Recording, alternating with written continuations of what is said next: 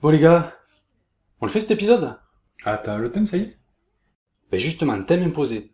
C'est une idée du Café des Sciences qui a été reprise par la Vidéothèque d'Alexandrie. Thème sur le temps. Le temps. Le thème de la semaine dernière?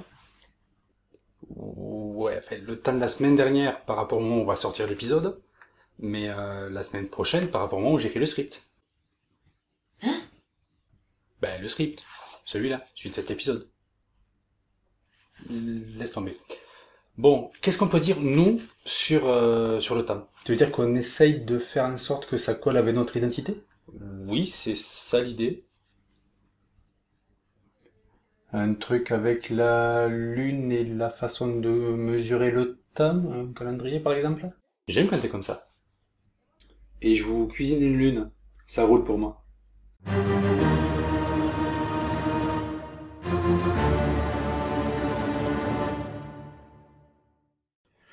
Salutations mes voyous gibbeux. Ce mois-ci, nous allons prendre le temps de rejeter un œil à la pâle Célène. Trop verbeux. Dis direct de quoi ça va parler. Oui, t'as pas tort. Donc, pour ce 7e épisode de Végarou, nous allons parler de moi. Mais moi avec un S. Tu dis ça parce qu'on est plusieurs? Pas du tout les mois de l'année. Vous êtes-vous jamais posé la question pourquoi septembre, octobre, novembre, décembre? Faisons un petit peu d'étymologie pour ça. Vous le sentez le gimmick origine des mots? Bien. Il faut savoir que si on remonte à l'Antiquité, chez les Étrusques, qui étaient les ancêtres des Romains, eh bien, ce peuple avait un calendrier de 10 mois, qui allait commencer au mois de mars. Le premier mois de mars pour le dieu Mars, le mois d'avril, ensuite, avril pour Aphrodite, le mois de mai pour la déesse Maya. Alors rien à voir avec l'abeille ou ceux de 2012, hein, c'est pas ça du tout, c'était l'épouse du dieu Vulcain. Tout est lié. Le mois de juin pour la déesse Junon, et à partir de là, ils se sont dit qu'ils allaient juste dire le 5e, le 6e, le 7e, le 8e, le 9e, le 10e. Ils sont fous ces Romains. Les Étrusques, j'ai dit. Mais oui, complètement gelé. En fait, à partir de décembre jusqu'au calendrier de mars, ils arrêtaient de compter. On se les caillait. On dit que c'est vivifiant. Fly me to the moon. Et le rapport avec la Lune, vous vous demandez? Eh bien, c'était un calendrier lunaire. Les calendes de chaque mois, les premiers jours de chaque mois, à qui nous devons d'ailleurs le terme de calendrier, correspondaient à chaque nouvelle lune. La lunaison, vous n'êtes pas sans savoir, va avoir un cycle de exactement 29 jours, 12 heures et 44 minutes. 29 jours et demi, quoi.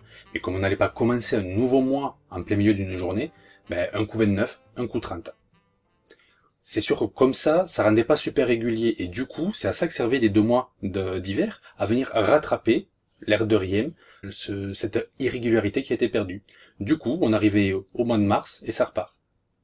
Bon ok, t'as expliqué le nom du calendrier et puis l'origine de 8 de nos mois, mais juillet, août et janvier, février, tu les sors d'où? D'une queue d'une vache? Gaffe, à force, on va avoir les juristes assis sur le dos. Excusez-moi les gars, c'est sous le coup du... Enchaîne. Il va y avoir plusieurs réformes apportées par les Romains. Passer l'alternance à 31-29 jours déjà. Venir rajouter 2 mois pour l'hiver, attribués aux divinités Janus et Fébrura. Mais c'était toujours le bordel, et chaque 4 ans, il fallait des fois venir rajouter un mois entier de 29 jours, mens intercalaris, pour essayer de rattraper ce décalage qui était là systématiquement. Jusqu'à ce qu'on arrive à moins 40 des poussières avant Jésus-Christ, un certain Jules César,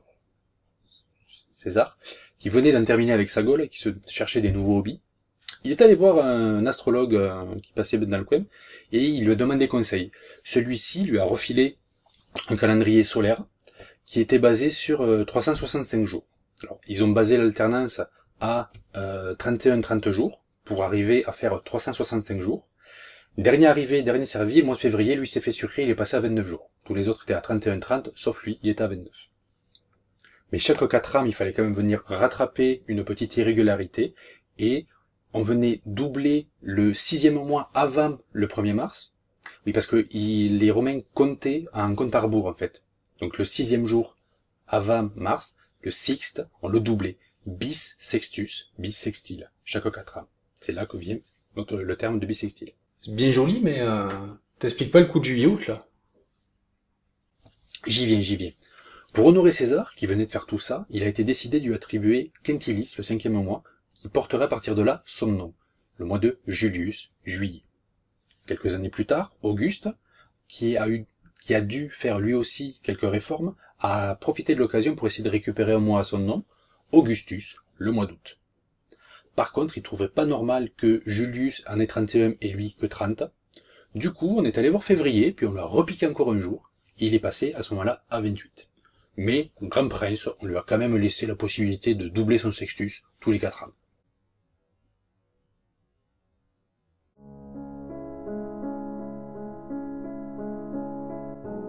Bon, ben c'est bien ça, on colle au thème du temps. T'as placé l'info sur la lunaison du 29 jours et demi. Comme ça tu te tords le cou aussi à la croyance que toutes les pleines lunes, c'est tous les 28 jours. Le 28 de février. On est plutôt bon là, mais j'ai pas ma transition pour la recette, moi. J'y viens, Richter, j'y viens. Le 28 février, fébrura, dieu de la purification de Marie. Le 2 février, fête des lumières et des chandelles, la chandeleur associée grâce au pape Gélas Ier, à qui offrait, pendant son pontificat, au premier pèlerin venu à Rome, des crêpes. Crêpes qui ressemblent à une pleine lune. La boucle est bouclée. Bon, là, évidemment, c'est ultra raccourci, mais sinon, l'épisode aurait pris trop de temps.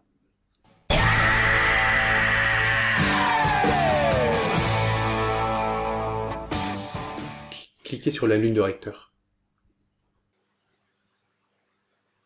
Bon, après, faut surtout y voir un élan.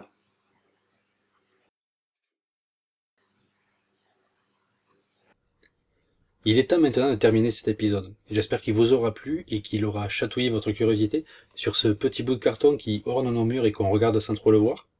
Comme vous avez pu remarquer, je m'essaye à de nouvelles petites choses sur cette vidéo.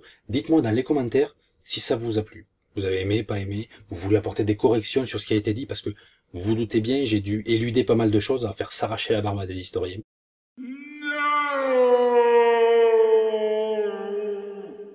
Soyez curieux, creusez le sujet par vous-même, et moi d'ici là je vous dis à la prochaine lune.